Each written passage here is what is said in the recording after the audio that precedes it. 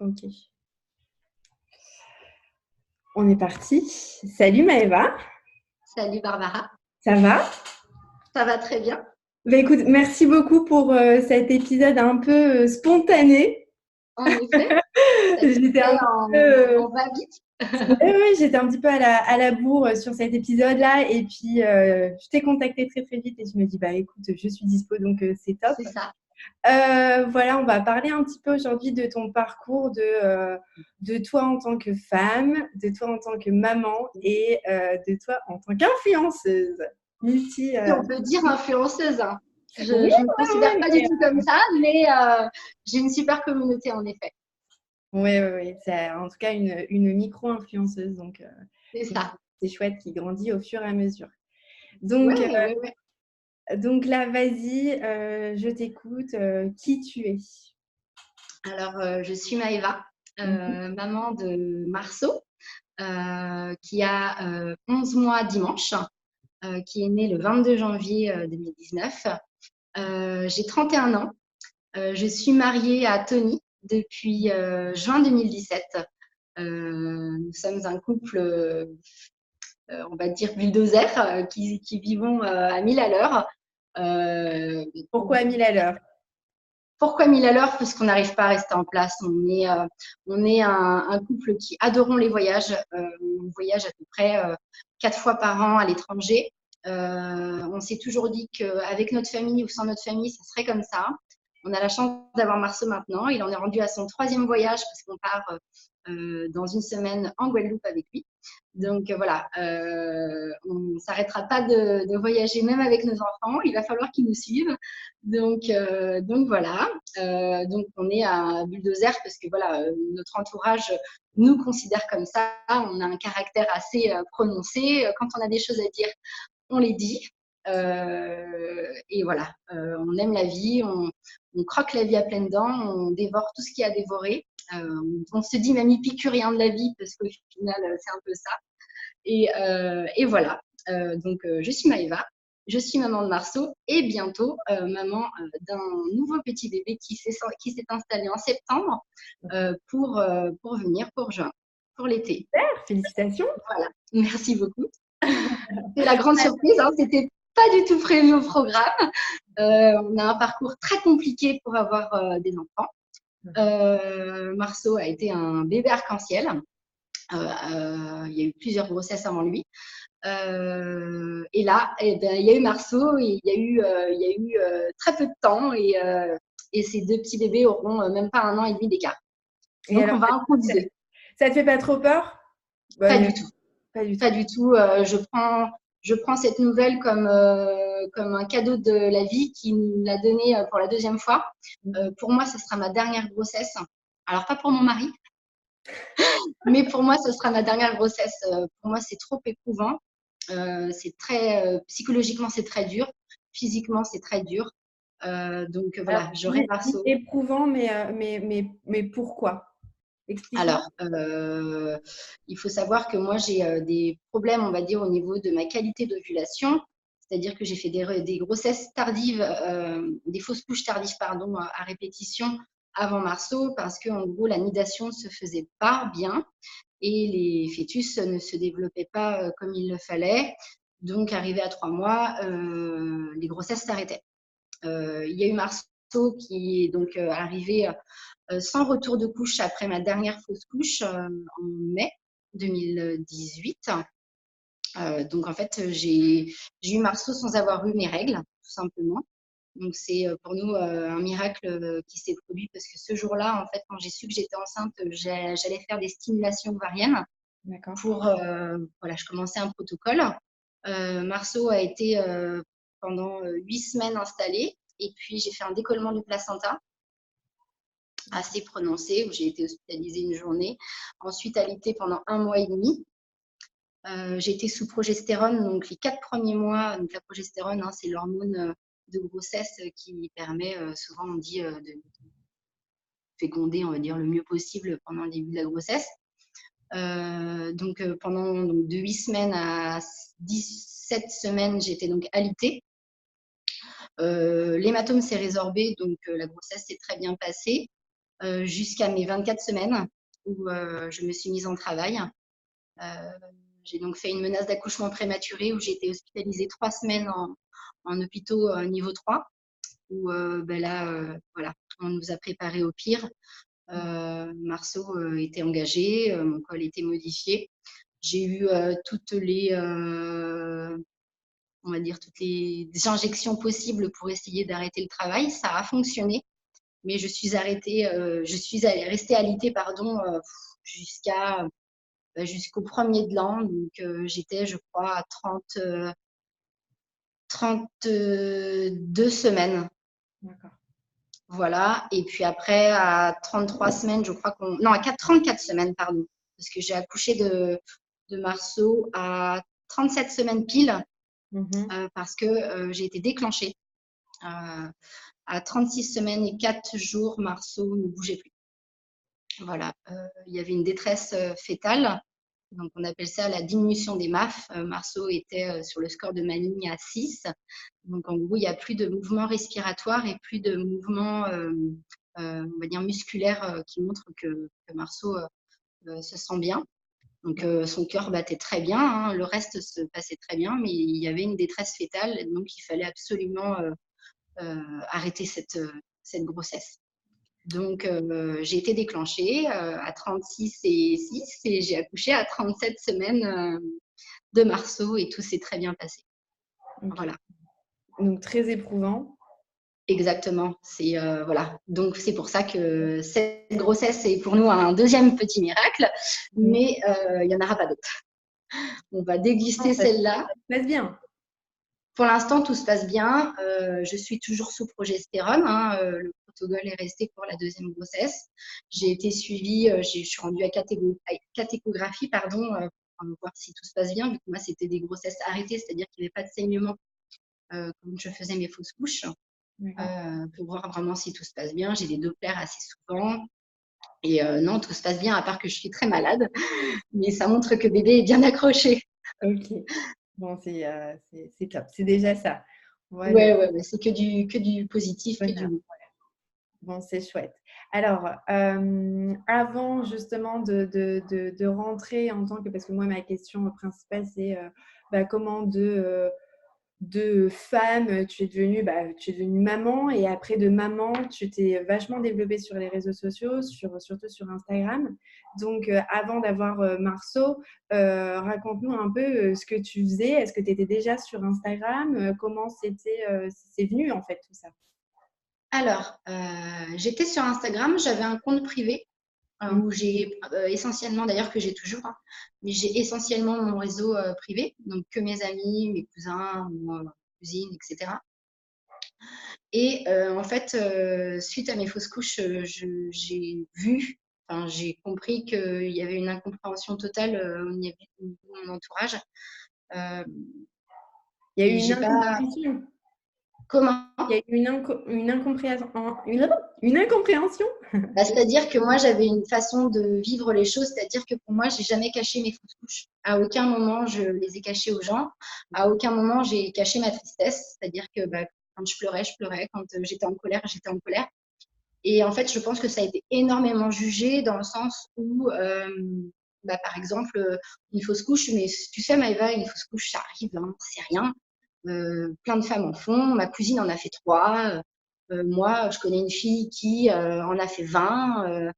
Mais moi, je voulais pas du tout entendre tout ça. C'était quelque chose qui me glaçait le sang.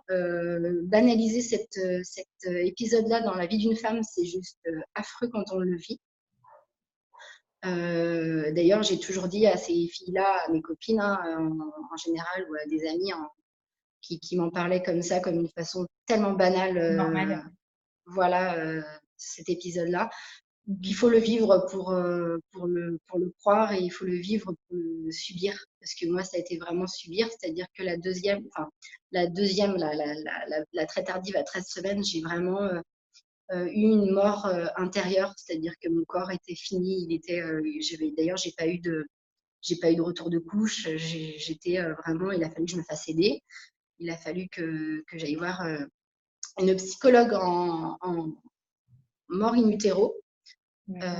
pour parler de toute cette détresse. Et surtout, en fait, la détresse que j'avais, c'était le regard des gens. C'était surtout ça, en fait, qui me mettait en colère.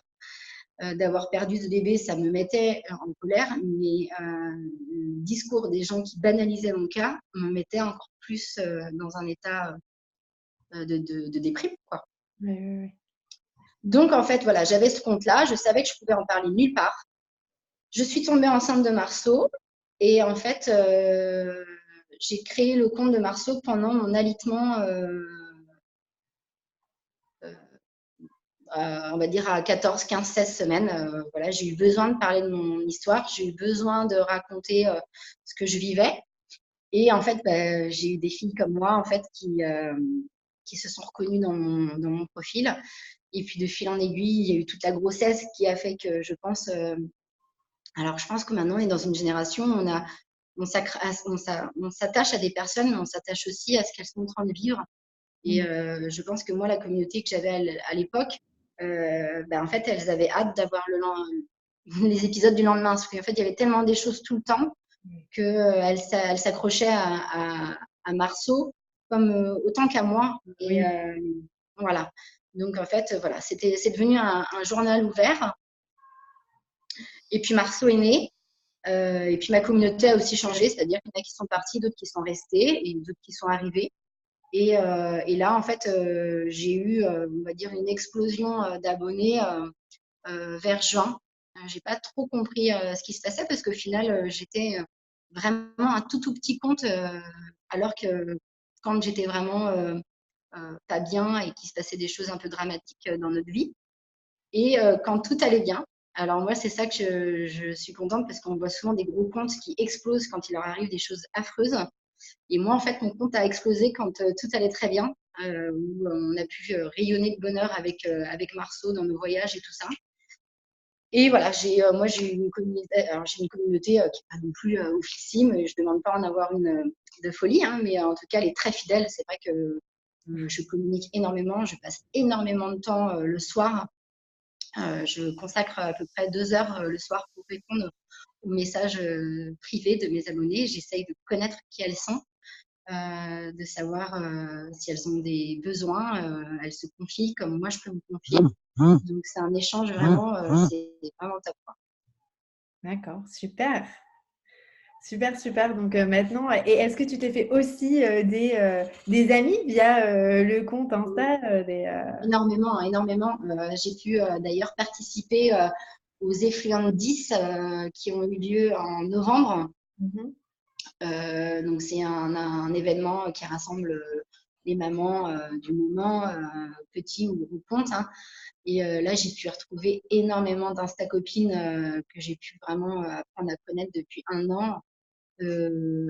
Parfois, je me dis même que certaines me connaissent mieux maintenant que certaines de mes amies, avec qui le temps est passé, où on a moins d'échanges, moins de communication. Et en fait, c'est des filles comme ça, où tous les jours, on s'appelle, tous les jours, on communique ensemble. Certaines, on ne s'est jamais vues, d'autres, oui. C'est Et, fort quand même ça quand tu y penses d'avoir ouais, créé ce lien aussi fort juste ouais. via. Exactement, c'est vraiment moi ce que je vis là, c'est minime, mais c'est pour moi ça m'apporte que du positif, vraiment que du positif. Et j'essaye en fait de prendre que le positif des réseaux sociaux. J'ai souvent mon mari qui me dit attention, là tu vois aujourd'hui tu as passé trop de temps, arrête-toi. Oui, il te recadre un peu quoi. Voilà, j'ai un mari qui n'a pas de réseau social. Donc déjà, il y a moi et il y a lui. On est vraiment les opposés totales. Donc il essaye de me recadrer souvent là-dessus. Alors sur les réseaux sociaux, voilà, moi je prends que le positif. Dès qu'il y a du négatif, je bloque. Alors vraiment, on m'appelle la serial bloqueuse, c'est-à-dire que dès que je sens qu'il y a quelque chose qui se trame, je bloque. Je bloque tout ce qui a bloqué pour ne jamais me retrouver face à des personnes, alors que je sais que ça arrivera, c'est déjà arrivé, mais je veux pas. En fait, je respire. Mon fils m'a fait respirer une nouvelle vie et j'ai pas envie de toxique. Donc, je bloque au maximum. Et alors, en parlant de ton fils et des réseaux sociaux, t'en penses quoi, toi, de l'image que tu exposes ton fils sur Insta, en story voilà, Ouais. la C'est vrai grande que d'ailleurs, j'ai un compte au final, je pense que mes proches sont au courant, mais j'en ai jamais parlé parce qu'ils sont tous bloqués. Un jour, j'en avais parlé avant que je crée le compte de Marceau, un peu tu as bloqué de tes proches? savoir les points de vue. Oui, oui, il n'y a aucun de mon réseau autour de moi. Il n'y a ni cousin, ni ami, ni frère, ni rien. Pourquoi? Parce que je suis, je pense, dans un village ou dans une mentalité d'un entourage qui est contre. À part mes parents sont au courant et me disent vas-y, fais ma fille. Tant que tu gères et tant que tu maîtrises le sujet, fais-le. À partir du moment où tu vois que tu perdras pied, tu t'arrêtes. Ne quitte jamais ton travail pour ça. Et ça, c'est quelque chose que je me suis interdit de faire. Je ne quitterai jamais mon travail pour ça. J'aménagerai mes horaires si un jour mon compte augmente vraiment et que je vois que je ne peux plus allier les deux. Oui, Mais oui. en tout cas, jamais je quitterai la vie réelle pour le virtuel. Ça, c'est interdit. J'ai eu une éducation vraiment basée là-dessus. Hein. On vit le réel et on essaye de squeezer Ouais. le virtuel. Mhm. Mais voilà, j'ai un entourage qui est complètement contre. Voilà. Dès que j'en parle avec des amis en repas ou en soirée, voilà, les gens sont radicaux. Pour eux, c'est toxique. Il faut pas le faire. C'est mauvais. Donc moi, je ne parle pas, je dis rien. C'est comme ça, je réponds pas et je fais ma vie. Mais par contre, je bloque. Alors de temps en temps, j'ai des comptes un peu anonymes qui se mettent avec 0 abonné, 0 abonnement. Je sais que voilà, c'est quelqu'un qui veut voir ce que je fais. Donc je sais que mon compte est connu. Je pense qu'ils le savent. Mais pour l'instant, on n'en parle pas. Pour l'instant, je pense que c'est très tabou, les gens n'en parlent pas. Et tant que moi, on m'en parlera pas, je ne viendrai pas expliquer pourquoi je les ai bloqués.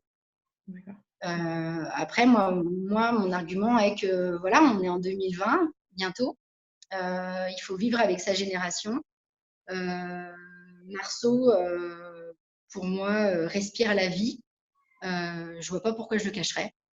Je ne mets jamais mon fils nu sur les réseaux. Je ne mets jamais une partie intime de mon enfant. Moi-même, je filme des moments de ma journée, mais ça reste à 15 minutes par jour. Donc, le reste, ça nous appartient. Des pièces de ma maison sont filmées, mais pas toutes. Donc, je garde vraiment un jardin intime là-dessus. Jamais je filmerai mon accouchement. Jamais je filmerai des choses vraiment Très qui, personnel. voilà, qui nous appartiennent. Mais par contre, le reste, pour moi, que je communique à 2500 abonnés ou à mon entourage, pour moi, c'est pareil. C'est-à-dire que pour l'instant, il n'y a que du, en fait, que du positif pardon, ressort de ce que je suis en train de vivre actuellement. Donc, tant qu'il n'y a que du positif, je garde que le positif. Le jour où je pèserai le pour et le contre et que je me rendrai compte qu'il y a plus de négatif que de positif, là, je pense, oui, que je fermerai mon compte parce que ça sera pas bon. D'accord. C'est super. Je trouve que c'est hyper joli, c'est une belle mentalité et voilà, et je pense que tu es inspirante pour beaucoup d'autres mamans ou de femmes. Et voilà, je pense que avec, en tout cas, ta petite histoire que tu viens de nous raconter, et je pense qu'il y a énormément encore à raconter et peut-être qu'on en fera beaucoup plus, on fera d'autres épisodes, mais en tout cas, c'est hyper, c'est très beau. C'est beau, c'est un beau Alors c'est parcours. vrai que moi, on me dit souvent des compliments. J'arrive pas encore à les accepter parce que pour moi, je suis quelqu'un qui est complètement bourré de défauts. Mais en fait, je me rends compte que je suis peut-être bourré de défauts, mais au final, je pense être honnête en fait devant mes posts que je peux écrire, devant les articles que je peux écrire et les photos ou les stories que je peux publier. Mhm. Je pense qu'en fait, je suis honnête et je mens pas. Et je pense qu'en fait, les gens ont envie de ça. Ils en ont marre du faux et la fille maquillée, et la fille qui est pomponnée et la promotion de marques qu'on ne croit pas et qu'on vend quand même. Moi, je pense, tout l'inverse. Mais je pense que voilà, c'est pour ça que ma communauté, en tout cas, me suit. C'est pour tout ça, c'est-à-dire que si j'ai envie de me filmer en pyjama, je me filme en pyjama. Je suis pas Hâte de maquillée, voir le c'est pas video, grave. dis donc. Voilà, j'ai des rituels avec Marceau, je danse avec Marceau tous les matins. Alors en ce moment, je le fais moins. Mais enfin voilà, c'est vraiment. En fait, je pense que je suis la maman qui crie, la maman qui rouspète, la maman qui rigole de joie, il y a la maman qui pleure, il y a la maman qui respire la vie. Et en fait, je pense que je suis la maman d'une centaine de milliards de mamans, mais là, qui le montre sur ce réseau social-là. On a besoin, en fait, Maintenant, je pense qu'on a besoin, en fait, d'avoir de l'honnêteté à travers notre écran. Bien sûr, et Ouais. l'authenticité, c'est devenu Ouais. hyper important. Ouais. Donc aussi, on va annoncer que tu vas devenir ambassadrice de Junéo C'est à ça. partir de janvier. Donc, Super, je suis vraiment très très fière. Alors moi, Junéo, j'ai commencé à l'utiliser en fin septembre à Marceau. J'ai vraiment galéré à trouver la marque de lait de chèvre idéale. Il y a des marques de lait de chèvre, je n'irai pas citer les noms, mais qui font croire qu'il y a du lait de chèvre, mais qu'il n'y a pas que du lait de chèvre dedans quand on lit les petits traits bien en dessous. Donc j'ai vraiment vraiment galéré, surtout que moi l'allaitement, je l'ai allaité donc exclusivement pendant 4 mois. Et à ma reprise du travail, j'ai introduit le lait de chèvre en mixte. On s'est rendu compte de son intolérance aux protéines de lait de vache. Il avait à peu près 2 mois et demi. Donc moi, j'ai arrêté le lait de vache pendant ma grossesse. Ça a été très compliqué parce qu'en fait, il y a des traces de lait de vache, je pense, assez. Enfin, il y en a partout, quoi. Dès qu'on allait manger chez des gens, un simple gâteau ou un apéritif. Et voilà, on a du beurre, on a plein de choses où il y a du lait de vache. Donc, je pense qu'en fait, tous ces reflux, j'avais un bébé vraiment qui était. Enfin, Marceau était très gris, il était toujours très cerné, il pleurait tout le temps. Ça a été très compliqué, hein, l'allaitement. Je me suis battue parce que je tenais vraiment à ça.